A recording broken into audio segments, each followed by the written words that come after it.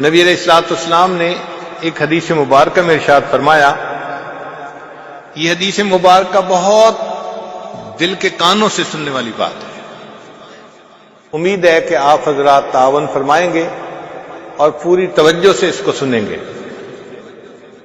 سالم مولا ابی حذیفہ روایت کرتے ہیں کہ قال رسول اللہ صلی اللہ علیہ وسلم یؤتی باقوام من ولد آدم یوم القیامت معہم حسنات کأنہا مثل جبال تہامہ، قیامت کے دن کچھ لوگ پیش کیے جائیں گے جن کی نیکیاں تہامہ کے پہاڑوں کے برابر ہوں گی، جن کی نیکیاں تہامہ کے پہاڑوں کے برابر ہوں گی، یعنی پہاڑوں برابر نیکیاں۔ اس کا مطلب نیکی کے کام خوب دوڑ دوڑ کے کرتے تھے، بھاگ بھاگ کے کرتے تھے۔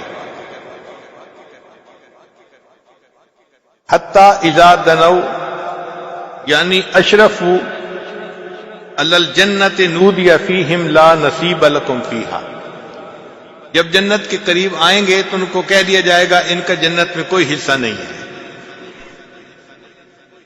قل تو صحابی کہتے ہیں کہ میں نے پوچھا یا رسول اللہ، اے اللہ کے رسول صلی اللہ علیہ وسلم، جل ہؤلاء القوم لنا حتی نعرفہم، آپ ذرا اس قوم کی کوئی حلیہ بیان کر دیجئے، تفصیل بیان کر دیجئے تاکہ ہم ان کو پہچان تو لیں۔ فوالذی بعثک بالحق لقد خشیت ان اکون منہم، وہ ذات جس نے آپ کو حق کے ساتھ بھیجا مجھے ڈر ہے کہ کہیں میں بھی ان میں سے نہ ہوں۔ فقال، نبی علیہ السلام نے ارشاد فرمایا، اما انہم کانوا یصومون، یہ وہ لوگ ہوں گے جو روزے رکھتے ہوں گے، ویصلون، نمازیں پڑھتے ہوں گے، ویقومون لیلہم، اور راتوں کو تہجد بھی پڑھتے ہوں گے، ولکنہم اذا شرع لہم شیء من الحرام وثبوا علیہ، جب ان کو کوئی گناہ کرنے کا موقع ملتا ہوگا تو وہ گناہ کر لیتے ہوں گے۔ فَأَحْبَطَ اللَّهُ عَزَّ وَجَلَّ أَعْمَالَهُمْ، اور اللہ تعالیٰ ان کے کیے ہوئے عملوں کو ضائع فرما دیں گے۔ اب یہاں چند باتیں غور طلب ہیں کہ یہ وہ لوگ نہیں ہیں جو دین سے بیزار ہوتے ہیں، ان کے اعمال تہامہ پہاڑوں کے برابر نیکیاں ہوں گی، اور یہ صرف فرض نمازیں نہیں پڑھتے ہوں گے، یہ رات کی تہجد گزار لوگ ہوں گے، دیندار لوگ ہوں گے، اوڑھنا بچھونا دین ہوگا۔ مگر مسئلہ کیا ہوگا؟ مسئلہ یہ ہوگا کہ جب گناہ کا موقع ملتا ہوگا تو گناہ سے رکتے نہیں ہوں گے۔ نتیجہ کیا ہوگا؟ اللہ تعالیٰ ان کے کیے ہوئے عملوں کو ضائع کر دیں گے۔ اب ایک طرف تو پہاڑوں برابر نیکیاں ہیں اور دوسری طرف ان کو اللہ تعالیٰ قیامت کے دن ہوا منصورہ بنا دیں گے، مٹی بنا دیں گے۔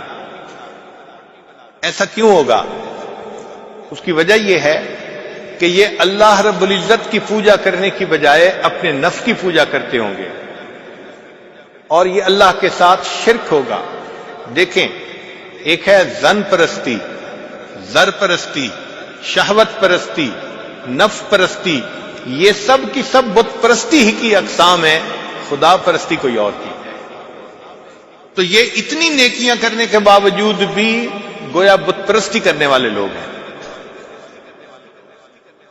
اللہ تعالیٰ قرآن مجید میں ارشاد فرماتے ہیں، افرأیت من اتخذ الہہ ہوا، کیا دیکھا آپ نے اسے جس نے اپنی خواہشات کو اپنا معبود بنا لیا؟ تو یہ اللہ کو معبود بھی بنا رہے ہیں مگر نفس کو بھی معبود ہی بنایا ہوا ہے، اس کی بھی عبادت کرتے ہیں، اس کے سامنے بھی جھک جاتے ہیں۔ نتیجہ کیا نکلا کہ اس شرک کی وجہ سے اللہ تعالیٰ کیے ہوئے عملوں کو ضائع فرما دیں۔